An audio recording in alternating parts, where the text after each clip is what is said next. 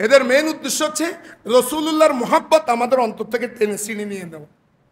তো রসুলুল্লাহর মোহাব্বত কেমনে ছিড়বে? রসুল্লাহর সাথে যারা কানেকশন আছে তাদেরকে বিভিন্ন অপবাদ দাও। একটা বলে মা খাদিজা ইনটেক না,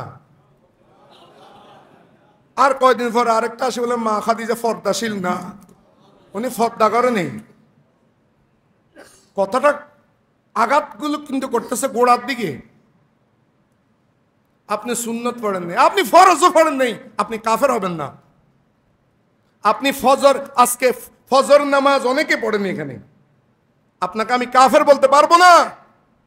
আপনাকে বেশি দেখবেন আমি গুনাহগার বলবো, কবিরা গুনাহগার বলবো, কিন্তু আপনাকে আমি কাফের বলতে পারবো না।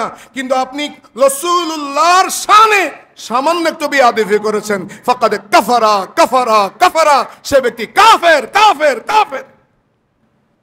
এদের মেইন উদ্দেশ্য হচ্ছে রাসূলুল্লাহর মোহাব্বত আমাদের অন্তর থেকে টেনে ছিঁড়ে নিয়ে দেওয়া। তো রাসূলুল্লাহর মোহাব্বত কেমনে ছিড়বে? রাসূলুল্লাহর সাথে যারা কানেকশন আছে তাদেরকে বিভিন্ন অপবাদ দাও। সাহাবায়ে কেরামকে অপবাদ দাও। সাহাবায়ে কেরাম যদি এদেরকে অপবাদ দিতে পারো, মা খাদিজার ব্যাপারে যদি অপবাদ দিতে পারো, তো মা খাদিজা থেকে যেগুলো হাদিস এসেছে হাদিস এগুলো বাতিল। সাহাবায়ে কেরাম যদি তুমি মিথ্যাবাদী বলতে পারো, সাহাবায়ে কেরাম সত্যের মাপকাঠি নয়। সাহাবায়ে কেরাম নিজে অনেক খেয়াল খুশি অনেক গুনার কাজ করেছেন, তাহলে যিনি গুনার কাজ করেন ওনার হাদিস তো গ্রহণযোগ্য নয়, তখন এই হাদিসটা বাতিল। সাহাবায়ে কেরামের দোষ ত্রুটি যদি হয়, আমরা তো হাদিস পেয়েছি সাহাবায়ে কেরামের মাধ্যমে, মা আয়েশা সিদ্দিকার মাধ্যমে, খাদিজার মাধ্যমে। তাদেরকে যদি একটু দোষ দিয়ে দিতে পারো তা লাভ কি হবে? তখন মুসলিম জাহানের সেই দ্বিতীয় স্তরের যেটা দলিল, হাদিস মিথ্যা হয়ে যাবে। আঘাত হচ্ছে ওই জায়গায়। এগুলো ইসরায়েলি ষড়যন্ত্র। ওদের দেশের মধ্যে অনেক মাদ্রাসা সৃষ্টি করা হয়েছে, খ্রিস্টানের টাকা ইহুদির টাকায় মাদ্রাসা প্রতিষ্ঠা আছে, সেখানের মধ্যে আলেম বানায় এরা, এগুলা এবার ফরায়। এদের বিভিন্ন পৃথিবীতে ছেড়ে দেয়, ছেড়ে দিয়ে বলবে তোমরা খালি ফেঁস লাগাই দিবা, মুসলিম সমাজের মধ্যে খালি ফেঁস লাগাই দিবা। আগে এত কষ্ট করি পীরাউলিয়ারা যেটা দেখাইছে এটার মধ্যে খালি ফেঁস লাগাই দিবা। যদি ফেঁসটা লাগাইতে পারো তাহলে মুসলমানদের মধ্যে একটা সন্দেহ সৃষ্টি হবে। এ কাজ হলো এগুলো, আর কিচ্ছু না। তোদেরকে ওরা এ বুড়া মানুষগুলো খানকির ফোন এমনি বলে। আল্লাহ আমাদেরকে সকলকে হেফাজত করুন। মনে রাখবেন যেটা হাদিস শরীফে আছে সেটা মানবেন। এটা আপনাদেরকে আমি বলতাম না। দুই একজন গাদ্দারি করে যা আছে, এরা মনে করে যে এরা অনেক কিছু জানে। কি জানো যে বেটা, কর ফোন দিদি ব দিতে পারস না, মনে করছে ইমাম সাহেব মনে বাংলা টাংলা এগুলো জানে না, আসিস একদিন বাংলা লেবু। ইন্টারনেট, নেট থেকে আনছো, নেট থেকে আনছো যে এই নেটটা তুই সাব্যস্ত করতে পারবি হাদিস দিয়ে।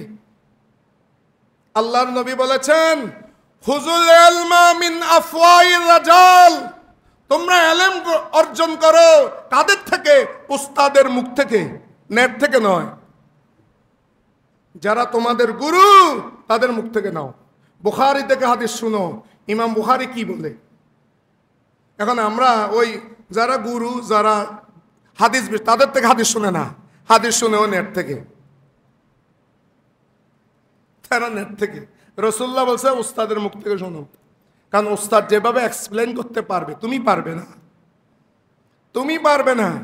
সারাদিন কৃষি শিক্ষা পড়ছে বইয়ের মধ্যে, কৃষকের কাছে যায় নাই, বইয়ে শিখছে এভাবে নাঙ্গল চালাতে হয়, নাঙ্গলের পরে মই দিতে হয়, মই দেওয়ার পরে নেড়াতে হয়, তো গেছে ওই কৃষি শিক্ষা এগুলো কতক্ষণ মাঝে মধ্যে ইয়াত যায়, খেতে যায়, এগুলো একটাও নাঙ্গলও চাষ করতে পারে না, কিচ্ছু পারে না।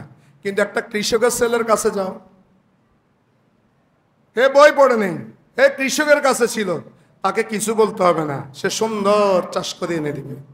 রাসূলুল্লাহ বলে ওই কৃষকের কাছে যাও, কৃষকের কাছে যাও, থিওরিতে নয় প্র্যাকটিক্যালে যাও। এই প্র্যাকটিক্যালে যতদিন থাকবা, সাহাবায়ে কেরামরা তাবিন, তাবির পরে তবে তাবিন, তবে তাবিনের পরে আইম্মায়ে মুজতাহিদিন, এদেরকে মানতে হবে। এদের সিলসিলায় যারা দ্বীন ধর্ম ইসলাম এনেছে তারা কিভাবে চলেছে সেভাবে চলো, তখন ইহদিনাস সিরাতাল মুস্তাকিমের উপরে তুমি থাকবে, পথ ভ্রষ্ট হবে না, তাহলে তুমি সঠিক পথের মধ্যে থাকতে পারবা। আর এটার ব্যতিক্রম করবা, নিজে কাবিল হবা, গুমরাহ হয়ে যাবা। আল্লাহ আমাদেরকে বুঝানোর তৌফিক দান করো।